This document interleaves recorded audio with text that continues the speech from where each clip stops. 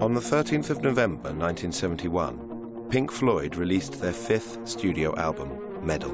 In the years since, the record has been overshadowed by the exceptional success of Dark Side of the Moon, Wish You Were Here, and The Wall. However, despite its more obscure status, Meddle is itself a remarkable piece of work. Meddle's been lost along the way. It's probably the album from that period that most deserves a reappraisal. For the sort of the slightly more curious, the slightly more inquisitive fan, it's always been up there as sort of an important work. For Echoes alone, the sheer ambition and scale of that track, it deserves to be retrieved.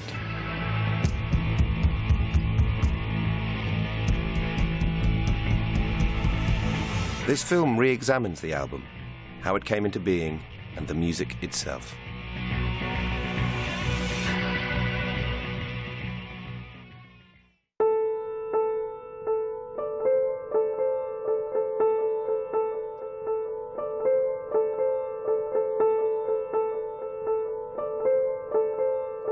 The seeds of Pink Floyd were sown in Cambridge in the early 1960s, when Syd Barrett and Roger Waters became friends.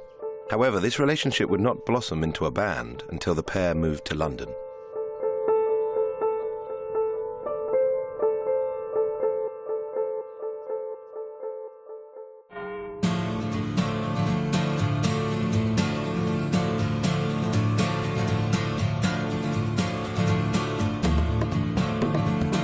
Pink Floyd initially formed in London as a five-piece, but the group eventually solidified with Syd Barrett on vocals and guitar, Rick Wright on keyboards, Nick Mason on drums, and Roger Waters on bass.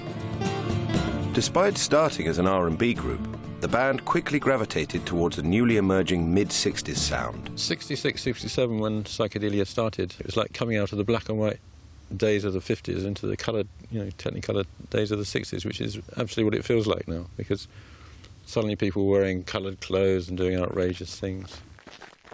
A lot of people in the British psychedelic movement in the 60s had grown up with the R&B boom, with the Mersey beat and so forth, the sound that really defined pop at the beginning of that decade.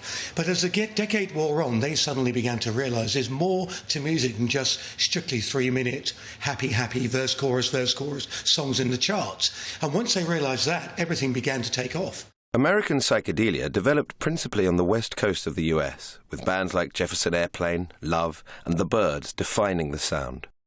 However, in the UK, the scene was distinctly different. I suppose one of the significant differences is that it was more blues-based initially. A lot of the people, all the players, and people like Eric Clapton, for instance, who went on to be with Cream, have come out of that whole sort of blues tradition. And I think one of the points there was just the sort of jamming aspects of things. The pivotal album in the UK was really, I suppose, was Revolver, with Tomorrow Never Knows, and various tracks, the track by George Harrison that sort of takes on the kind of Eastern influence.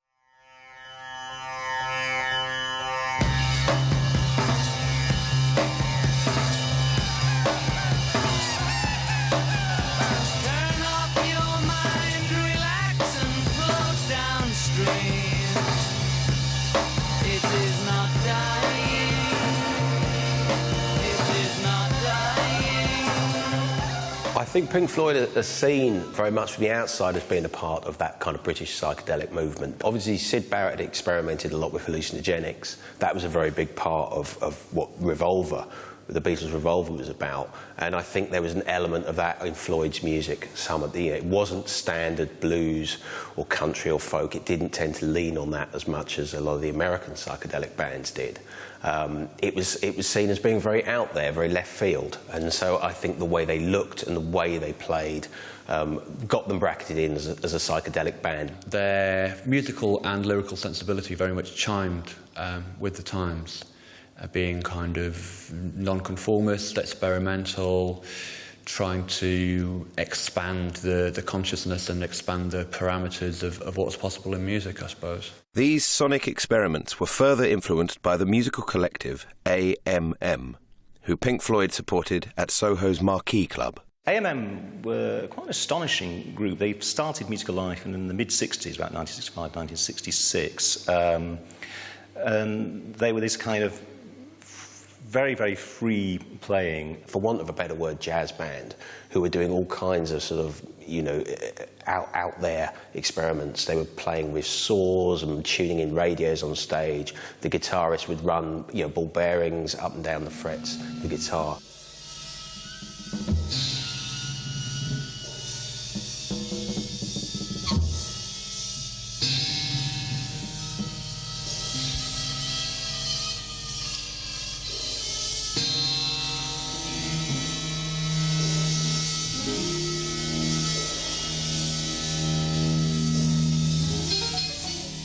It's about expanded song forms and improvisation, and I think there are specifics as well. I mean, it's said that Syd Barrett stole the idea of running ball bearings down the neck of his guitar from AMM. If you listen to early Pink Floyd, where they're sort of having these kind of solid jams that are almost like approaching the states of white noise, you can see where AMM would have been hugely influential.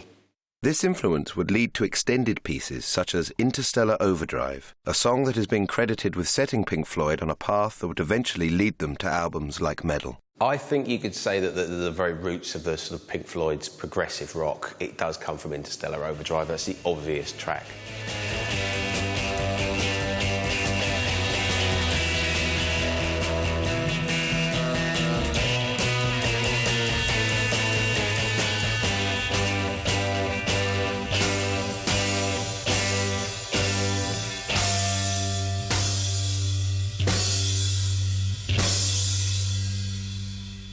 If you listen to things like Atom Heart Mother and Echoes, I think Interstellar Overdrive was obviously the starting point for, you know, these sort of long, epic, sort of instrumental pieces. The idea of this long instrumental ramble is really where, it's the roots of where all Pink Floyd's longer and probably better instrumental rambles came from a lot later on.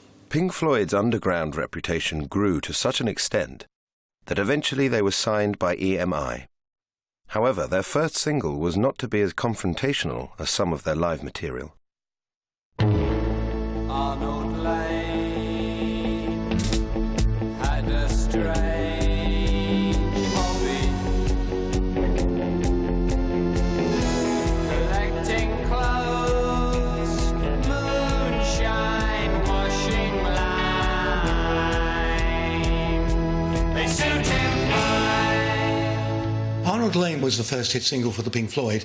It fitted into what was going on at the time, and it didn't fit into what was going on at the time. There was a certain darkness and eeriness and eccentricity to it. It had a real edge. What the Floyd seemed to be doing was taking the classic rock and roll or pop structure musically and playing around with it. They were messing with your head by knocking it around. So you ended up with something slightly skew-whiff, but something that still had enough in there to appeal to the masses. Very clever balance. Yeah, it was a different thing, but I think they were lucky, or they were clever to actually produce two singles like that, because it really did lift them out of just being a kind of a cult band. With Arnold Lane and their second single, See Emily Play, gaining chart success, Pink Floyd entered Abbey Road Studios to record their first album. Piper of the Gates of Dawn, when we recorded that was the very first album that I was going to record with the Pink Floyd. But as the songs came up, I suppose, as far as I was concerned, I can say it was intrigue. You know, I was intrigued with because I knew nothing about psychedelia anyway. I mean, I was a jazz musician, and of course I'd just not long finished recording 3 years with the Beatles. So to suddenly, well, not suddenly, but to start to record this psychedelia, the songs, etc. That's the only word I can find, is in intrigue. Piper at the Gates of Dawn was released on the 5th of August 1967. To this day, it is still seen as a true classic of British psychedelia. You could well describe Piper at the Gates of Dawn as the archetypal British psychedelic album, more so in a way than Sgt. Pepper, which is sort of belongs somewhere else altogether, really. Because I think with Piper at the Gates of Dawn, there is this kind of, there's this rawness, there's this sort of bizarre mixture on the one hand of pop novelty. I mean, these things getting the charts. Same as you've got with Hendrix at the same time, pop novelty, plus this kind of like raging sort of psychedelic white noise. But what made Piper at the Gates of Dawn stand apart from so much at the time was that it was eccentric, it was significant, it was eloquent, and all these were combined through Syd Barrett, who was a conduit for so much that was going on, so much that was dark, so much that was almost unnerving and a little bit difficult to comprehend. I still find Piper at the Gates of Dawn to be a very impressive creation. And we're talking about a record that was made nearly 40 years ago. It still stands. No question about that at all. It's still absolutely in a class of its own.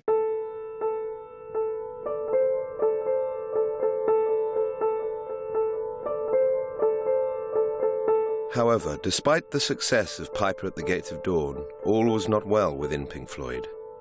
During 1967, Syd Barrett appeared to suffer a drug-induced mental breakdown, which resulted in ever-increasingly erratic behaviour.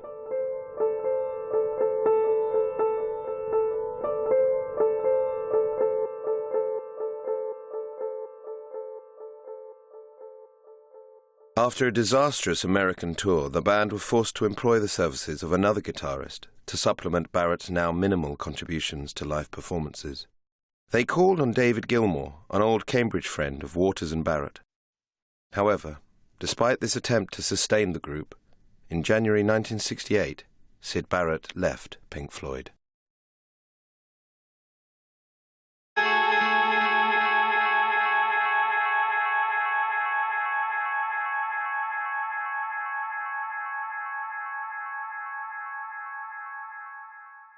I feel that the one album that Syd Barrett did with Pink Floyd, Piper at the Gates of Dawn, plus his 2 solo albums, really encapsulate brilliantly what that man was all about in a certain sense of his life. 4 years, 3 albums, that's all it is, but it really does still capture the imagination because this is Syd Barrett.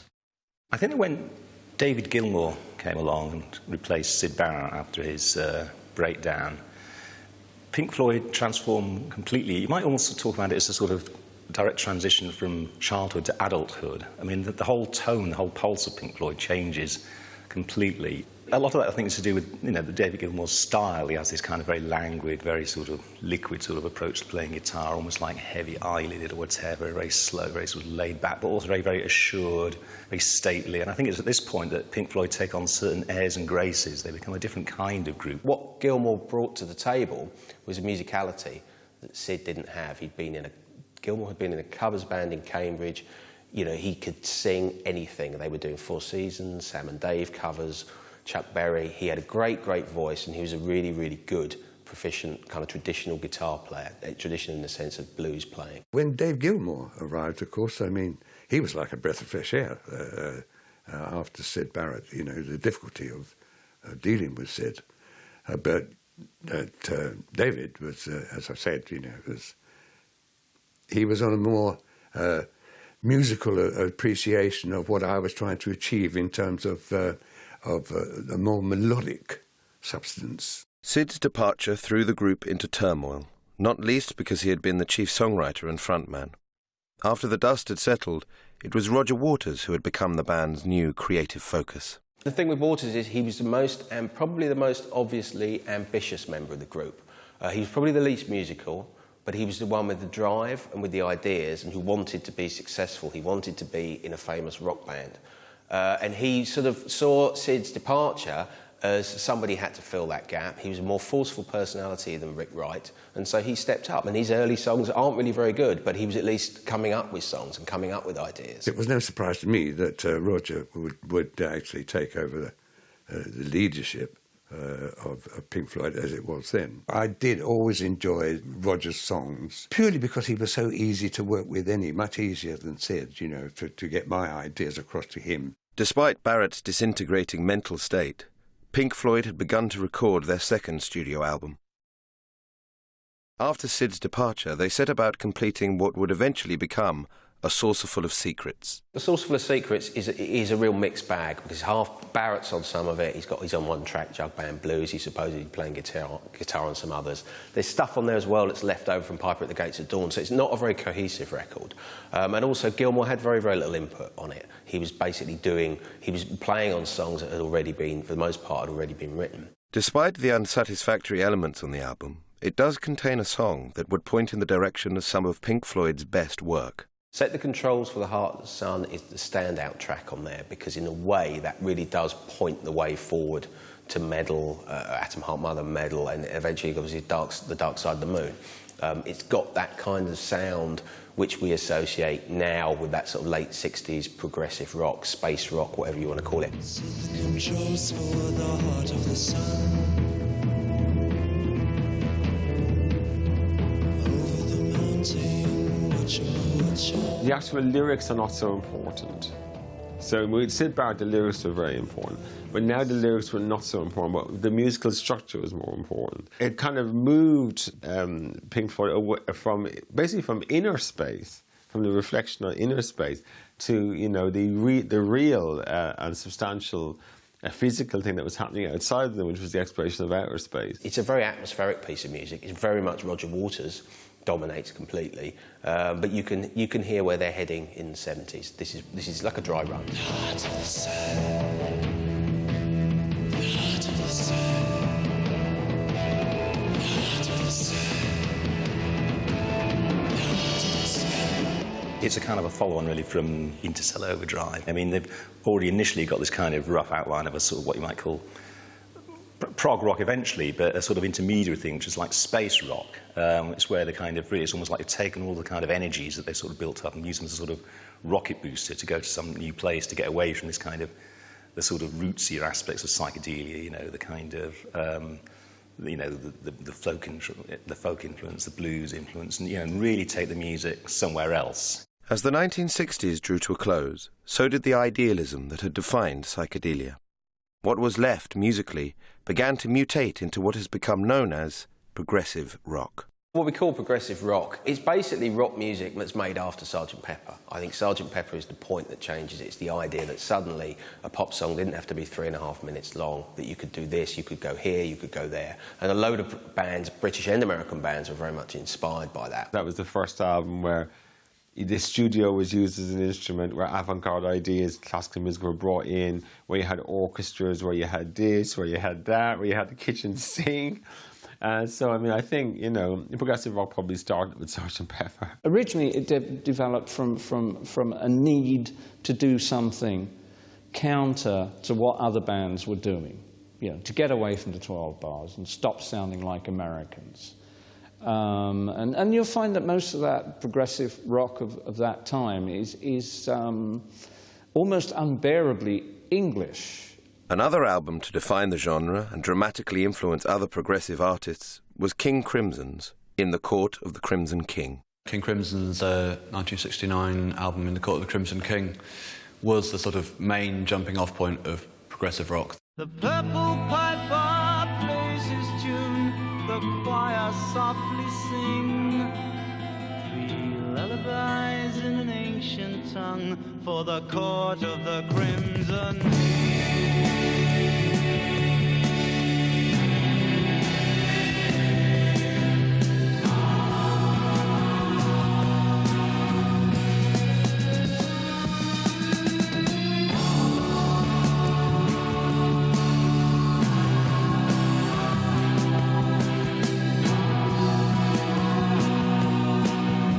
The first commercially extremely impactful, very big album. It's also a unique record. It's never been repeated. It's nothing like that record. And it's nothing like anything else around it. But to say that it's the first progressive rock record would be simplifying the case. You could argue that King Crimson were just taking ideas out of the sort of cultural ether, that the idea of experimenting with classical form and content that the Beatles had already begun upon, and the Moody Blues had been experimenting with, the use of early prototype synthesizers like the Mellotron to create orchestral voicings in the sort of rock field, the influence of jazz, the influence of musique concrète and of avant-garde experimental ideas, and the sort of the expansion of the lyrical palette to include myths and legends and classical allusions. So King Crimson very much sort of coalesced all these various ideas that had been floating around within psychedelic music essentially before that. At the beginning of the 1970s, the genre grew in popularity, with bands like Yes, Genesis, Emerson, Lake and Palmer, and Jethro Tull defining the movement's obsession with expanding the traditional rock song. We didn't have any restrictions, so it was really, well, if a piece lasts 20 minutes, so be it. We never went out of our way, and I don't think the other bands did, to write extra long pieces. But if that happened, that was fine. And also there was a very strong element of elitism. You know, most of the guys thought they were pretty hot stuff. It was taken to an extraordinary degree of somewhat pompous and overblown. Although I loved all that at the time. You know, I'll get shot for saying this. There has long been debate over whether Pink Floyd are part of the prog rock movement of the early 70s, and whether their next 3 albums, including Meddle, represent their progressive period. They fitted into it more by accident than by design. I mean, you know, none of them were virtuoso musicians at that point. Probably least of all Nick Mason and Roger Waters, whereas in Yes, you had Bill Bruford, who was a jazz-trained drummer, and you had Chris Squire, who was a very proficient bass player. Floyd were much more traditional. It's very blues-based. They weren't virtuosos. So I think that, in a way, that stopped them becoming too technical. So the fact that the songs go on a long time and have a lot of time changes and so on is why they're often lumped in as progressive rock. I don't think it's a tag that would sit very comfortably with them, with the band themselves. People argue a lot about whether you can call Pink Floyd progressive rock or not. I very much think that you can, and as such they're a pretty archetypal example of how the notions of psychedelia got expanded and ran with into the 70s. I think particularly in terms of expansion of song structure, the idea of incorporating classical elements into music, of incorporating avant-garde movements.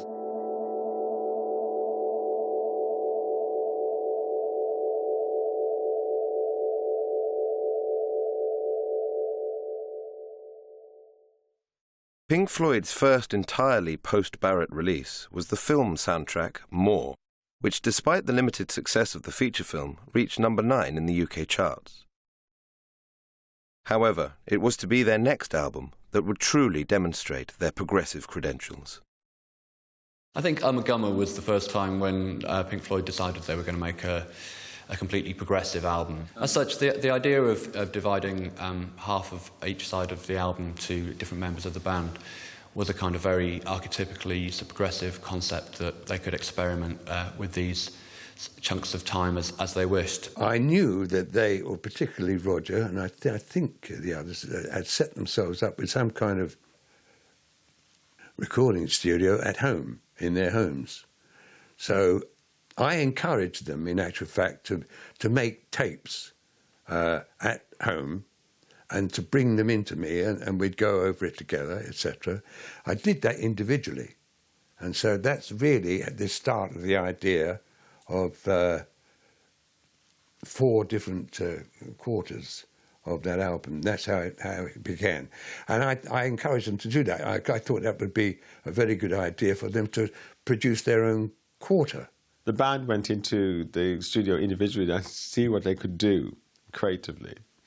I think some of the results are appalling. The Nick Mason results should never have been released. Gilmour himself is ashamed of what he did in there. Yet, you know, a little bit of his stuff is okay. It's a reminder that Pink Floyd are very much more than the sum of their parts, you know, and I think that when it comes to their solo careers, I think Roger Waters in particular realised that you know, they're never going to do anything that's going to measure up. Despite the solo quarters concept, the album reached number 5 in the UK charts on its release in October 1969. Its popularity was helped by the record's artwork and the fact that it was a double album containing a second disc of live material. I think the artwork is fantastic. You know, I mean, they put a lot of effort into the artwork. The whole idea of the receding images and reality and stuff. The other album, though, the live album, is very good. I think it benefits from the fact that it is recorded live, and so you've got this kind of echoey, kind of cavernous feel. And I think that it really encapsulates, you know, Pink Floyd as space rockers at their best.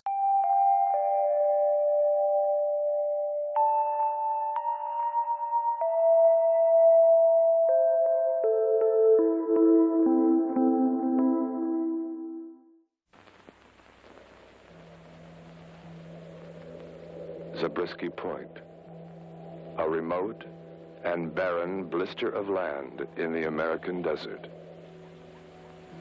as isolated as the face of the moon. Zabriskie Point by Antonioni, I think, is a classic film because it features the Grateful Dead and the Stones. Most importantly, it features the Floyd. Despite the fact that Pink Floyd were originally commissioned to record the entire soundtrack and ended up by only contributing 3 songs to the film, Zabriskie Point still became both an artistic and commercial success. The soundtrack also became the first release to feature the Pink Floyd of the 1970s.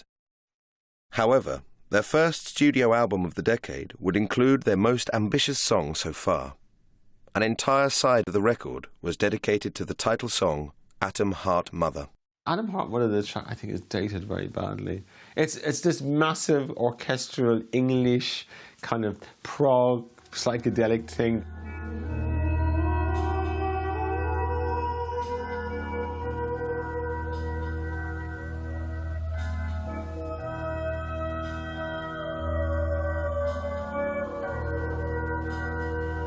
They'd been experimenting live with long pieces of music and different sections. They'd been doing this for about 2 years by the time they got to it. Half of this stuff never got recorded, got kind of split up and broken up into individual songs. But in mucking about with this for ages, what they did was, with Atom Heart Mother, though, is they got an orchestra on board. Abbey Road's orchestral session players came in. The piece had been scored by a friend of theirs who was a kind of a composer called Ron Geesin, who was also sort of an avant-garde musician, a poet in his own right, very strong personality. He was a friend of Roger Waters and Nick Mason's, and he was kind of entrusted with scoring this piece of music. They went off on tour. When they came back, they weren't entirely happy with what he'd done, and he probably wasn't entirely happy with their ideas. You know, they've both talked about this over the years. It's seen, I think one of the band members described it as a failed experiment. In actual fact, it's just that what they ended up with probably wasn't quite the way they heard it in their heads. I think I'm probably a bit unique in thinking that the song Atom Heart Mother is actually any good. It doesn't seem to hold a great amount of favour with either Pink Floyd fans or Pink Floyd themselves, and it doesn't have very high critical currency, but while some people see it's virtually only really as a dry run for echoes, and certainly it shares a lot of musical and conceptual ideas in common with that piece, I think it has some validity in its own right.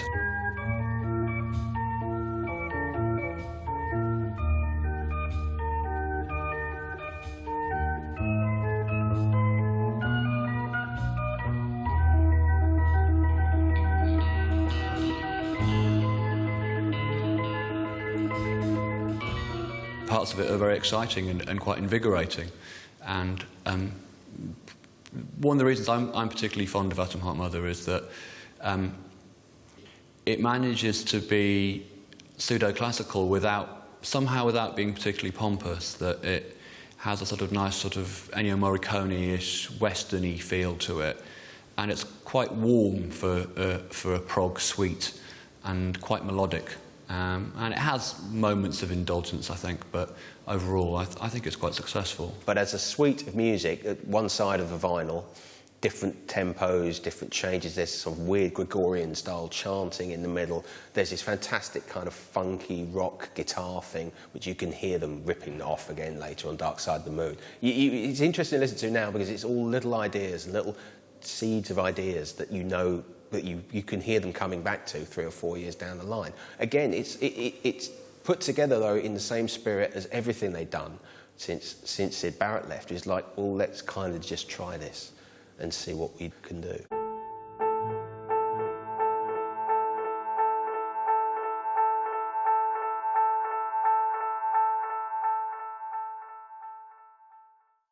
Despite the song's shortcomings, the album itself was extremely successful.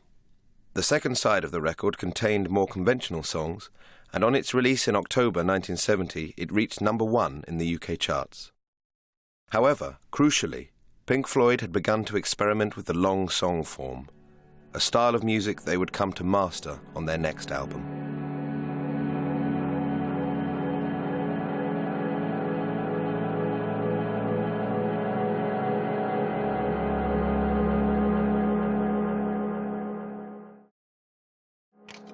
When they started on Meddle, there was no great plan, no set idea about what they were going to do. So there was a slight sense that things were creatively stagnating and that what happened, they'd arrive in studios, they'd have to slightly cast around for things to sort of fill up the time on their albums. And I think that process slightly came to a head during Meddle when I think they were rather despairing about what they would be able to find to actually make an album. When they went into Abbey Road Studios in January of 1971 to make Meddle, they didn't know what to do. So, you know, they decided that they would make sounds out of household objects. And they began recording bits and pieces in the studio which were given titles such as like Nothing Part 1, Nothing Part 2. I think it goes up to Nothing Part 32. It opened their eyes to what could be done in terms of getting these effects in recording. The only one of those sounds that eventually was used was the sound of Rick Wright's Steinway piano going through the microphone of a Hammond organ's rotating Leslie cabinet speaker. People don't realise that this rotating Leslie cabinet in the bottom, it makes a very strange Doppler effect if you put a note through it. Watery, pingy sound of the piano. The starting point is supposedly that wonderful sort of pinging keyboard sound at the beginning. Very tuneful, very sort of doleful sound. It's something Rick Wright did. Again, possibly by an accident, they decided to keep it and they worked with it from there. That single note would form the very heart of Meddle. Pink Floyd eventually developed the sound into one of the most extraordinary tracks they would ever record, another sidelong suite by the name of Echoes. It's almost like a showcase for what they could do when they put their minds to it. And that's the impression you get listening to Echoes, is that after a lot of experimentation, a lot of kind of floundering around in the dark, they kind of put their minds to something. You look at that weird pre-Dark Side of the Moon, post-Syd Barrett time, and Echoes is the crowning glory from that. That's probably the most successful piece of music they did in that period, those sort of 4 or 5 years. Despite having composed one of their boldest statements, before the song could be released, they had to compose an entire other side. In reverse to Atom Heart Mother, the band decided to save Echoes for later in the album and open with the instrumental One of These Days. One of These Days is a great opening track on Meddle. It's got this really ominous bass. I think they've double-tracked the bass or done something with it. It sounds like a Doctor Who theme. It's got all kinds of sort of Ron Granger, BBC Radiophonics workshop sounds going on in there. I think they had been taken to the BBC sound effects studio. I don't know if that had any bearing on it. The story is that the track was much, much longer originally. You know, and I know some people involved with the album were very surprised when they heard the finished article, because it had been kind of cut down to 4 or 5 minutes or whatever it is. But I think it's a classic Pink Floyd instrumental. What I find amusing about One of These Days is how it's reflective of the way that Pink Floyd worked and of their characters, in that Roger Waters walks in with this, you know, begins playing this bass riff, and he can't play it very well, essentially. So David Gilmour picks up another bass and plays it better. But for some reason, they both end up recording bass parts. You just think, well, okay, that's probably to save arguments. And they're in different channels. And so you can actually tell which is Roger Waters because it's played worse, and his strings were completely knackered on his bass as well. And there's another really bright, well-played bass part on the other channel. And to me, it's just interesting that the reflective of at that time creative and useful tension between the pair of them that produced, you know, this quite interesting pull and push between these bass lines.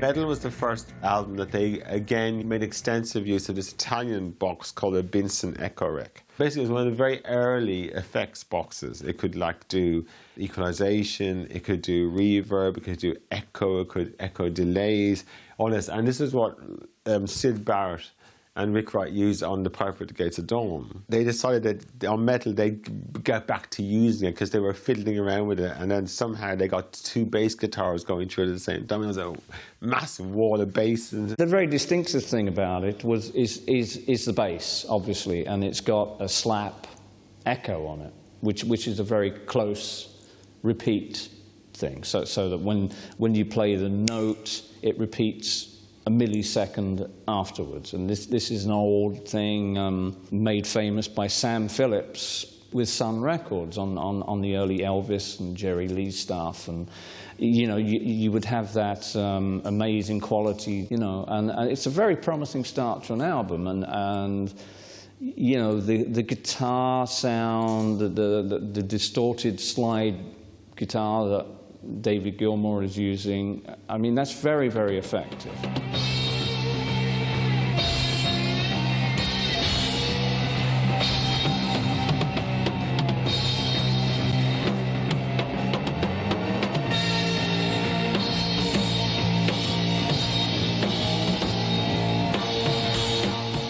One of these days has that great guitar sound, great guitar solo from Dave Gilmour. It's quite a relief to hear him being kind of let off the leash after all this time, because what he does best, he's not being allowed to do on Sauce Full of Secrets. Things like I'm a Gamma, well, let's not really go there. And there's snippets of great playing on the soundtrack album, obviously on More, you know, and again on Atom Heart Mother. But it's brilliant to hear him really sort of let off the leash. He's a reticent kind of guy, and he's not somebody that would push himself forward. Certainly not in the late '60s when he joined an already established band. You know, Waters having, you know, grown up in Cambridge with Syd Barrett. He knew those guys from Cambridge, but he's stepping into another man's shoes, and it took a while for him to settle in and I think be allowed to do what he wants to do. By the time of Meddle, Dave Gilmour had become much more confident, I think, as a composer. He'd contributed a solo composition to the Atom Heart Mother album and had been very integral to the composition of Atom Heart Mother itself.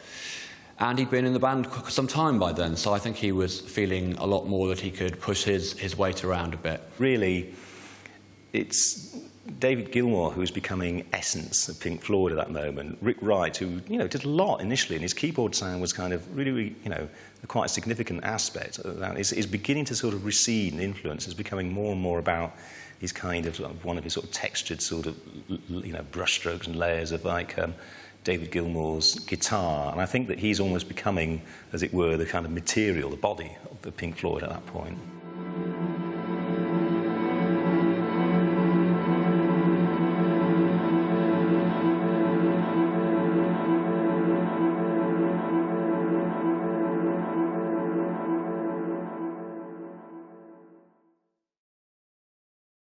The next song on the album, A Pillow of Winds, was to be a much more gentle piece. I cringe at the title. You know, an awful lot of fun could be made of that title. Actually, it's a very pretty piece, and it's got a nice... It's got that English folky feel to it that, you know, a lot of bands were getting into that. You know, Traffic were around, and that kind of pastoral thing with acoustic guitars. Pink Floyd had been exploring this post-psychedelic pastoral side ever since Barrett had left, and it's a very English, gentle, slightly poetic, I suppose, romantic side of the band. There's a very different sort of pastoral feel from Syd Barrett's used to sort of, okay. With Syd Barrett, it was this kind of sort of psychedelic hinterland of sort of bits of old half-remembered fairy tales, and it was like a population of scarecrows and gnomes, all of whom were taking on a kind of rather sinister quality. And I think when Pink Floyd do the same sort of thing on a track like this, then it's much more kind of, it's much more drowsy and just bucolic and pleasant and very, very hazy. A cloud of eider down draws around me, softening the sound.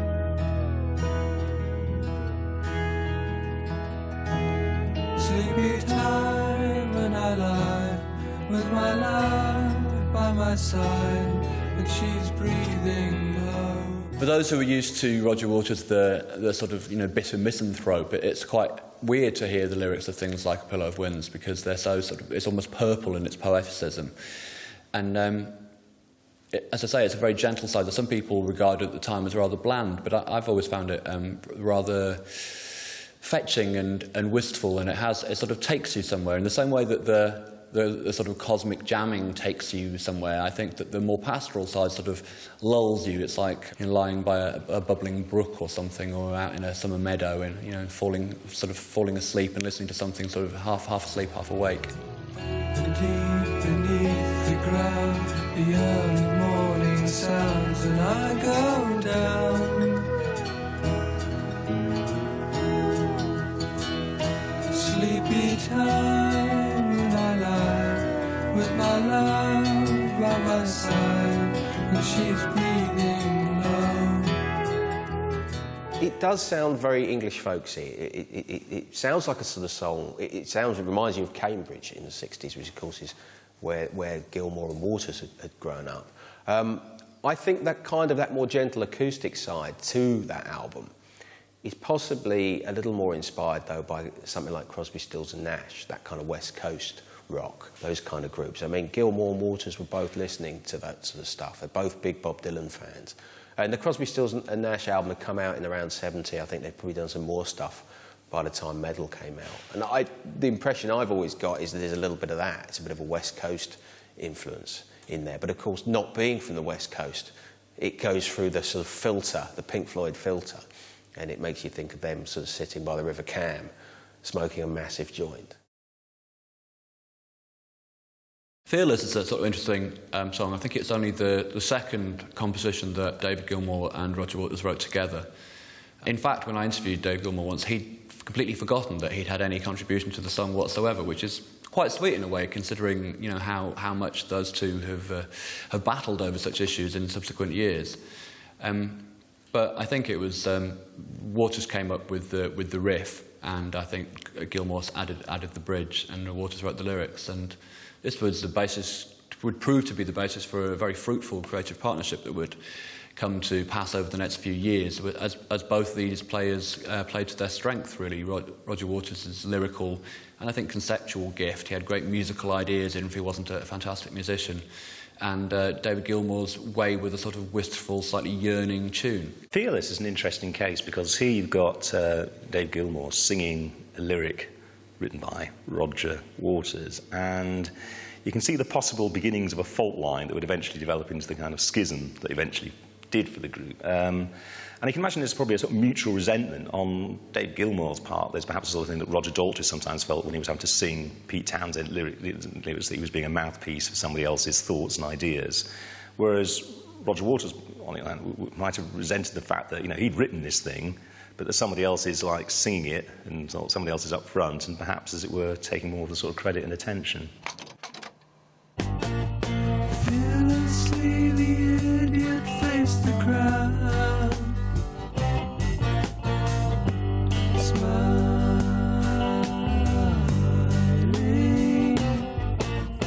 Merciless, the magistrate turns round. Fearless is one of the stronger tracks on the album. I mean, you've obviously got the sound of Liverpool football supporters choir that kind of comes in at the end doing a bit of You'll Never Walk Alone, which is, is now the thing we associate the most with the song. In actual fact, though, it's quite a pointed Roger Waters lyric. The idea of sort of getting on and doing whatever you want and kind of damn the consequences, and about having a bit of bravery and being your own man, if you like.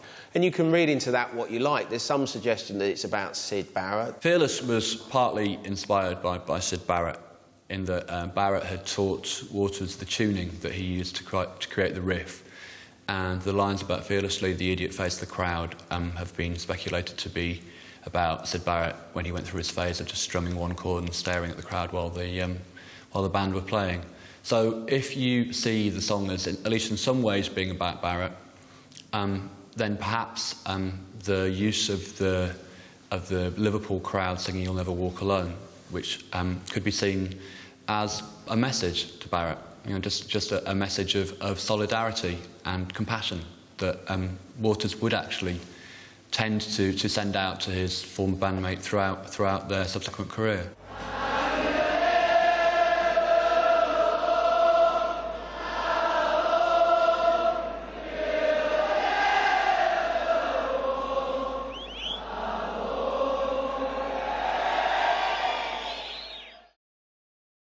Saint-Tropez, I think, is one of those songs that Pink Floyd fans tend to vote as one of the worst Pink Floyd songs ever written, I think.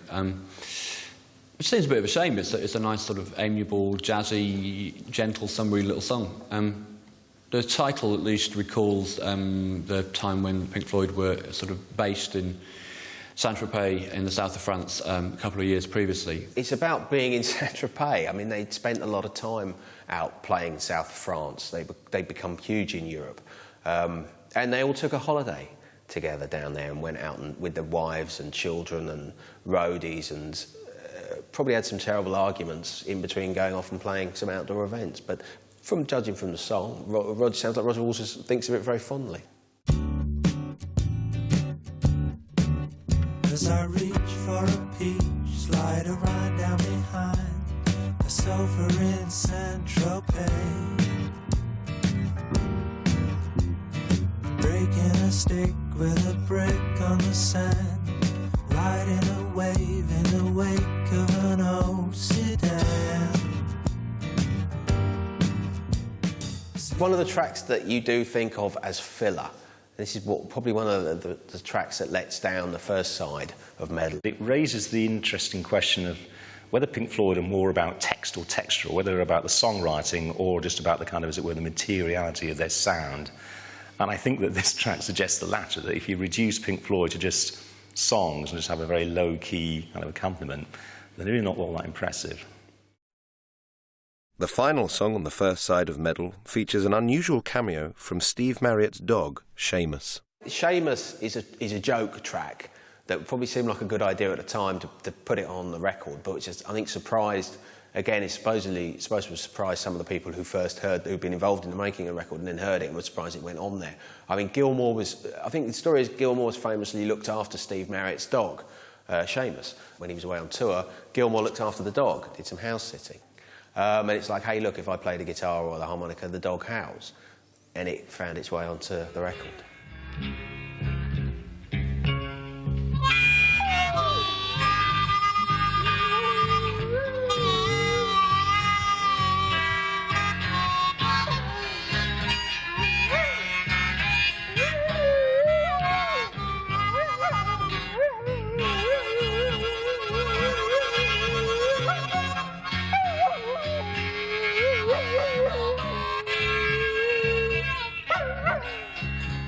I think in context, it's a sort of harmless little doodle, really. You can't make any great claims for it. But in the context of a sort of lazy, summery album, it sort of fits in this sort of gentle, strummed blues. And it's a very typically Pink Floyd idea, the use of another field recording, really, of a dog baying as a sort of musical element, using sound effects as such, non-musical sound effects as an integral element of the song. It's something that they revisited later on Animals, Dogs in a much more sort of interesting and dark way, but in the context of this sort of gentle album, I think it kind of works. It's almost as if they've got 2 or 3 minutes to spare, before the big event of side 2, and they're just thinking, let's pass the time with a little campfire ditty. It's a very, very disposable bit of whimsy.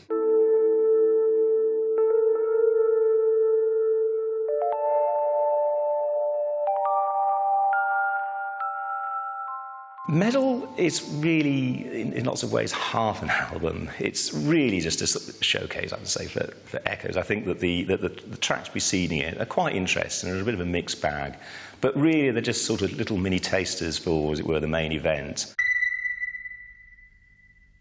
The entire second side of the LP was given over to one song alone, the epic, Echoes. Perhaps it's the pulse, the pace at which Pink Floyd work, that they sometimes seem very, very sort of languid, to the extent of almost sort of aimlessness. It's almost like they're sort of not quite sure what their purpose is, where they're going, what they're trying to do. And it's only perhaps when you reach the sort of the great magnum opus that is Echoes that you get this kind of full realisation of perhaps what they've been looking to do for a few years. Echoes is another side-long piece of music, a 20-minute piece of music.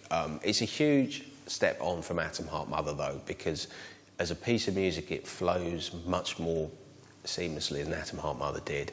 You haven't got the choir or the orchestra on there, which you had with Atom Heart Mother. It's very much all about the four of them. Echoes was the transplanting of what you would call, a symphonic or, a movement structure of classical music to what we would call head music. It's interesting the way that all the parts of Echoes work together. I mean, you can almost create your own mental sort of images for it, really. I mean, you could see the very, very opening as a kind of submarine kind of rising to the surface, and then as it does so, you could sort of imagine, like staring out a porthole and picking out the kind of the glitter of the sea in the early morning sun.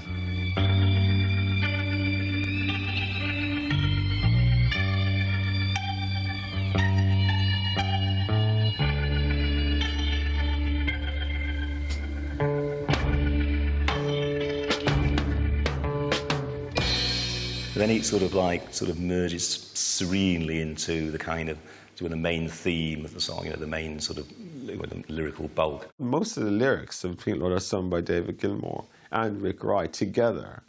Not just David Gilmour on his own, but to get that soft and burring sound together. I mean, people seem to never talk about this. Strangers passing in the street, by chance two separate glances meet, and I am you and what I see is me. And I am you and what I see is me. When I was first listening to that, I just thought it was one of those sort of little tongue-twisting, kind of logic-twisting lines that you sometimes get in things that were aspiring to be poetic, and particularly in post-psychedelic things. But Waters has pointed out that what that's about it is compassion and empathy and seeing yourself in others, and as such he very much sees that as the sort of essence of his work as a writer. And he used to look out the window of this flat and see all these commuters backwards and forwards, going backwards and forwards up the Goldhawk Road, going to work, going to the station and so on. And it was about that idea of people kind of passing in the street and so on. So what he was muddling his way towards was a more kind of grounded sound, a more real sound. Despite all the prog rock connotations of the music, he was trying to write about real issues. I think the lyrics see him moving between the more sort of lyrical, post-psychedelic, slightly sort of cosmic musings that had been sort of afflicting Pink Floyd and their contemporaries for some time, and something a little bit more rooted in the everyday, in the sort of humanistic and material concerns that would come to dominate Pink Floyd from Dark Side of the Moon onwards. And then there's this rather sort of choppy section with the kind of interplay between David Gilmour and Rick Wright on sort of guitar and organ.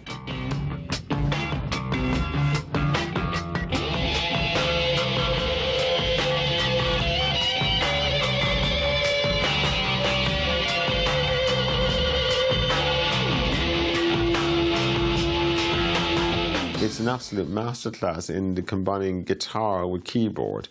I mean, it's a keyboard, the keyboard and guitar literally have a conversation all the way through that, which is so subtle. And it's almost like that's telepathic. And I think this is the thing that really lifts it up. And then you've got this kind of wonderful sort of like gloomy maelstrom, that sort of, and then the sort of the whale song section, in which there's this sort of sudden sense of being completely adrift and disorientated and like far, far from land and all bearings lost.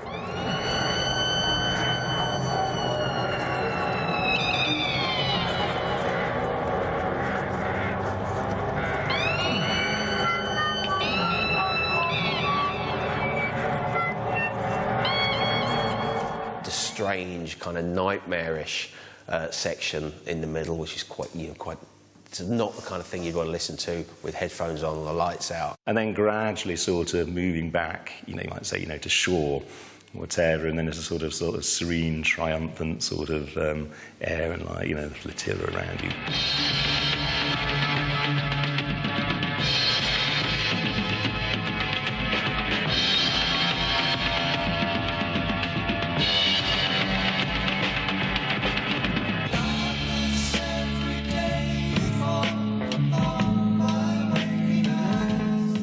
What I think makes Echoes stand aside from a lot of other progressive rock's longer tunes is the fact that it's actually reasonably cohesive and simple over its 25-odd minute length.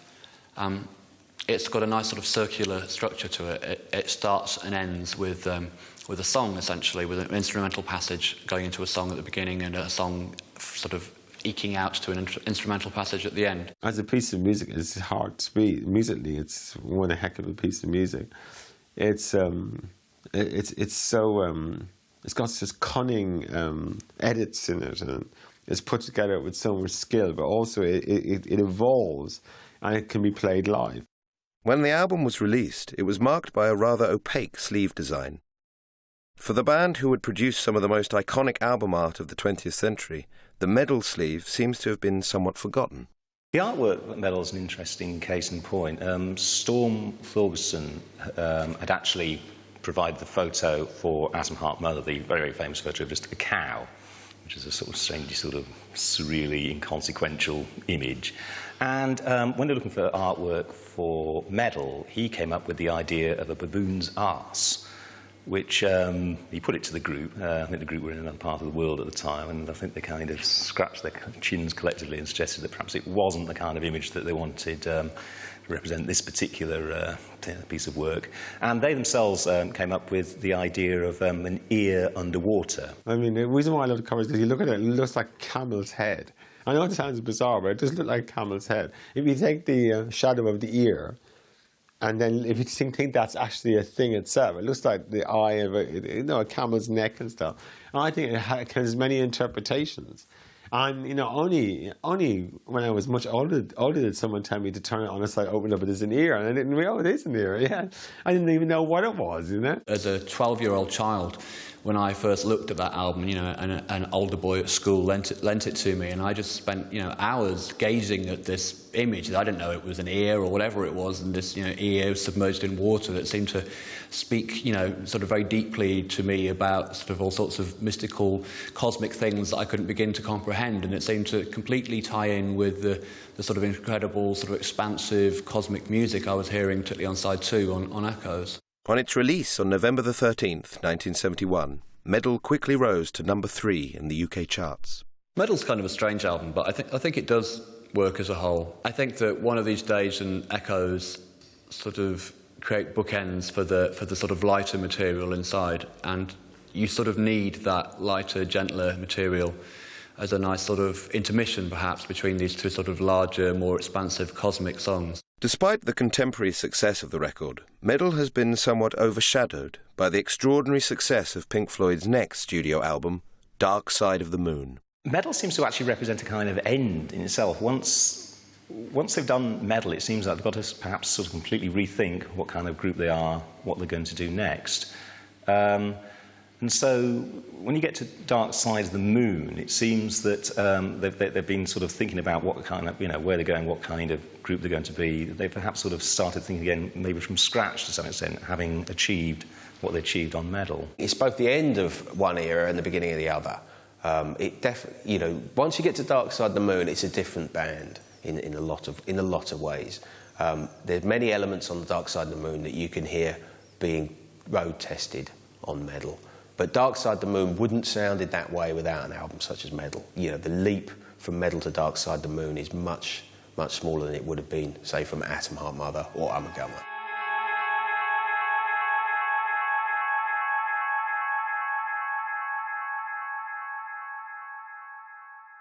Despite Meddle's slightly lost status, the album, and in particular Echoes, has become a powerful influence on artists like The Orb and even Radiohead. And of course it would be a template for anybody who was interested in sound research down the line, you see. I think just the sort of sheer ambition, the sonic ambition, for example, and I think that sort of later provided a kind of resource for people like the Orb, and people like the whole post-rock brigade.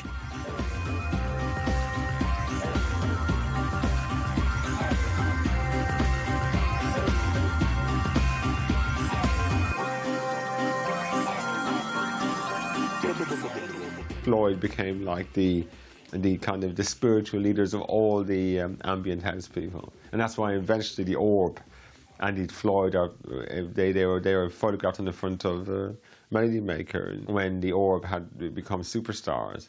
So it's kind of interesting that the Orb became superstars sampling the Floyd, and they were the only band that were sampled. There was no sampling of King Crimson or Yes or Emerson, Lake and Palmer. So why were the Floyd sampled? And it's a kind of an interesting thing. And to see the Floyd with the Orb, that was such a massive generational crossover as well.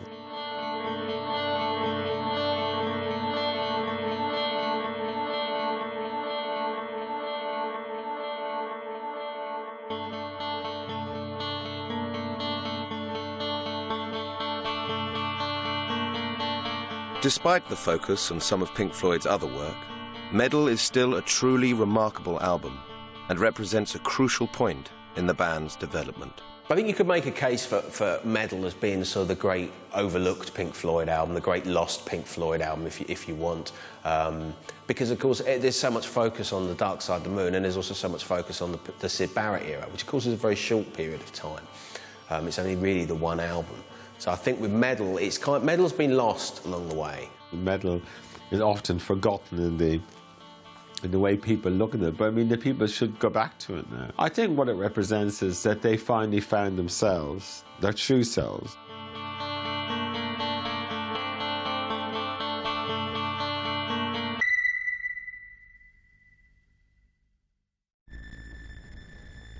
Mm-hmm.